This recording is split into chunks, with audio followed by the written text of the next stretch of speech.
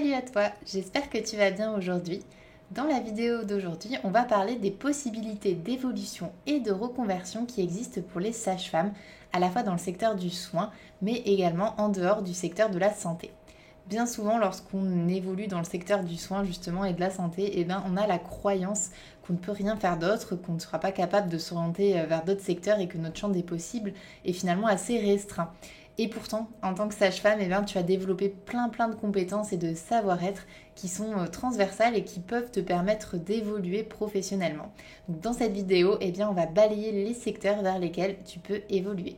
Petit 1, tu peux rester sage-femme et dessiner le job qui te convient avec ce qu'on appelle le job crafting. Tu peux par exemple enrichir le contenu de tes activités en ajoutant une formation complémentaire comme un DU ou un DU. Tu peux, proposer de l'hypnose, de l'acupuncture, de l'ostéopathie ou encore te spécialiser dans l'échographie obstétricale. Il y a plein de choses que tu peux rajouter à ton diplôme de sage-femme pour diversifier tes activités. Tu peux aussi choisir de changer ton environnement de travail tout en restant sage-femme. Tu peux exercer à l'hôpital, tu peux exercer en libéral, en cabinet, choisir d'aller plutôt aux urgences, de faire de la téléconsultation. Tu peux aussi exercer en ONG ou encore en milieu carcéral ou en PMI. Là encore, le champ des possibles est hyper large, hyper vaste et tu as plein de possibilités et de types d'exercices possibles pour toi. Petit 2, tu peux choisir de continuer à accompagner, mais différemment.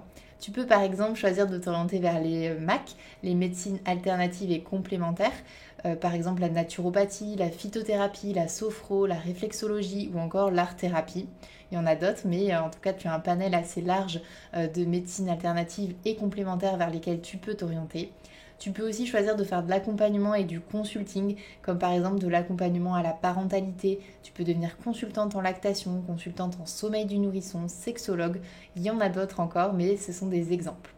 Et enfin, tu peux choisir de t'orienter vers par exemple le coaching en devenant coach professionnel en entreprise ou encore coach de santé, coach scolaire ou réaliser du life coaching en développement personnel pour des particuliers. Donc tu vois, il y a plein de possibilités pour continuer à accompagner les personnes, à prendre soin des gens, mais un petit peu différemment. Point numéro 3, tu peux faire bénéficier de ton expertise de soignant. Tu peux par exemple t'orienter vers le journalisme et la rédaction médicale. Tu peux être journaliste médical, reporter médical, journaliste investigateur. Tu peux devenir rédacteur médical presse ou rédacteur médical web sur les réseaux sociaux, les sites web, etc. Tu peux faire du copywriting, tu peux devenir community manager en santé.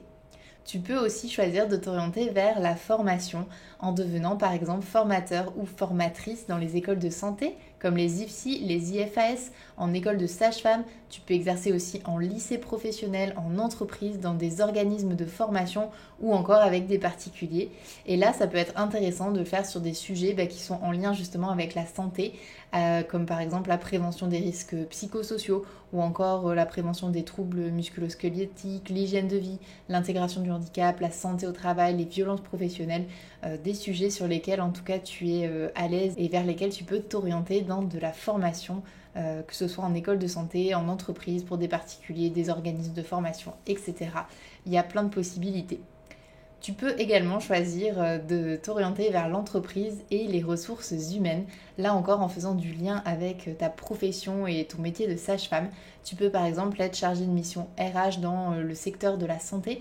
Tu peux devenir chargé de recrutement ou ce qu'on appelle chasseur de tête dans le secteur médical ou paramédical. Et tu peux également par exemple devenir consultant ou consultante spécialisée dans le secteur de la santé.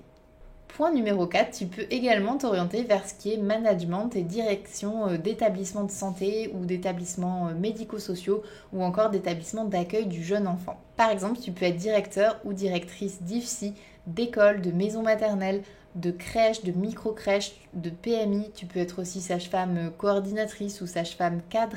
Tu peux t'orienter vers des métiers de management ou de direction en fait dans les établissements de santé au sens large, médico-sociaux ou d'accueil du jeune enfant. Ça peut être tout à fait une possibilité pour toi. Point numéro 5, tu peux choisir de t'orienter vers l'entrepreneuriat et continuer à exercer justement un métier passion mais un petit peu différemment. Donc là encore, tu peux essayer de faire du lien justement entre ton métier de sage-femme et ton nouveau projet professionnel.